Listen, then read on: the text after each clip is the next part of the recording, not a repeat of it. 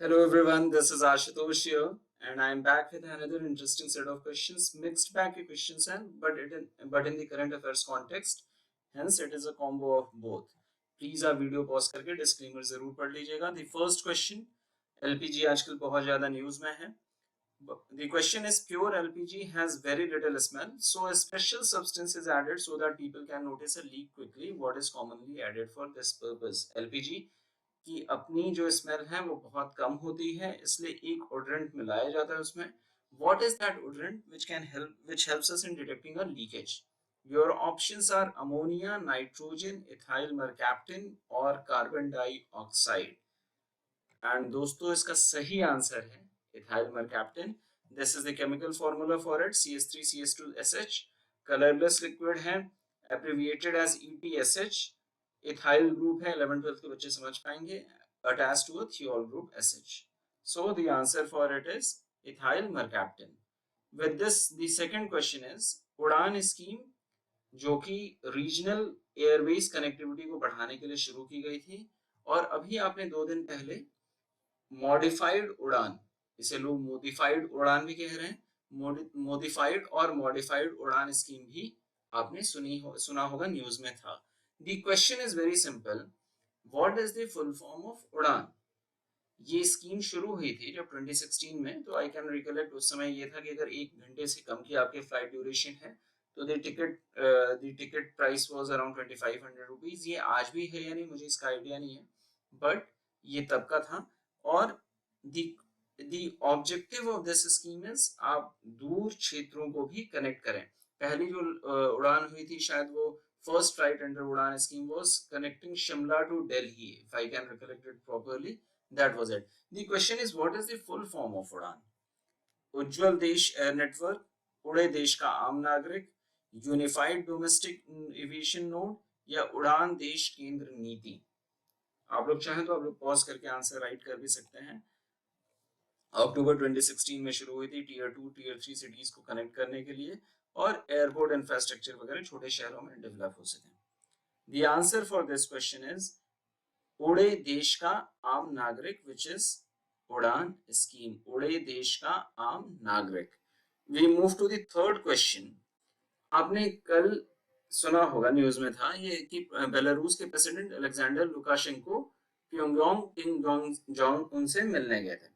He went for a visit.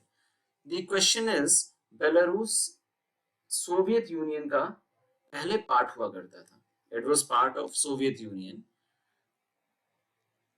इन 1991 जब Soviet Union break हुआ multiple countries में, उस समय बेलारूस का क्या नाम था?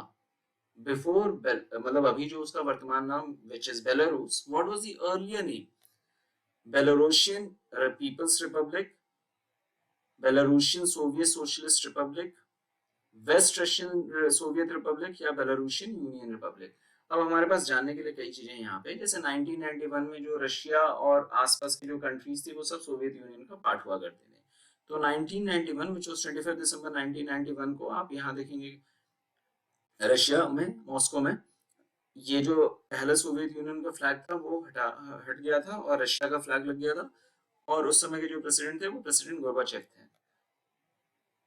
जो प्रोटोकॉल उस समय आया था, जो अकॉर्ड था, वो बेलोवेज़्वा अकॉर्ड कहते थे, और अल्मा आता प्रोटोकॉल था, जिसमें सोवियत यूनियन कई कंट्रीज में बट गया था. आप देखेंगे ये Russia was the part of it, Kazakhstan, Kyrgyzstan, Tajikistan, Turkmenistan, Uzbekistan, Azerbaijan, Armenia, Georgia, Ukraine was also part of it. Ukraine और रशिया लड़ाई करते हैं, लेकिन पहले 1991 के पहले वो सब एक साथ थे, एक ही पार्ट थे. और क्यों ये फ्रेगमेंटेशन हुआ था? Primarily there were multiple economic reasons and there were multiple fightings also which was going on, internal and external, so because of which it happened. Belarus, which happens to share its boundary both with Ukraine and Moscow, primarily इस visit को ऐसे भी देखा जा रहा है कि US और European countries which is the western alliance, उससे मतभेद रखने वाले कंट्रीज आपस में क्लोज हो रहे हैं. तो नॉर्थ कोरिया, किंग जॉन इन, बेलारूस के प्रेसिडेंट का visit.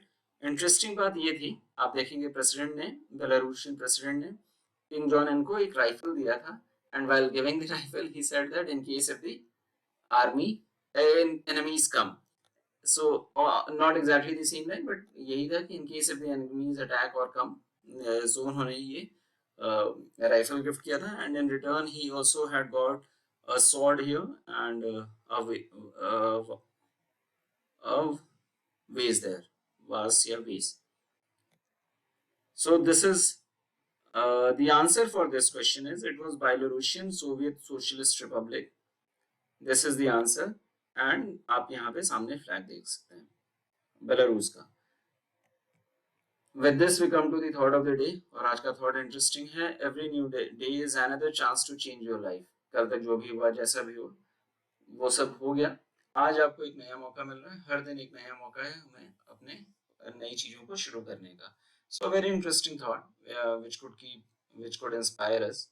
So this is what I wanted to share. दोस्तों, with this we come to end of today's quiz. I'll be coming back with the next set of questions. Keep learning, keep moving, keep growing. Thank you for watching this. Thank you so much. Thank you.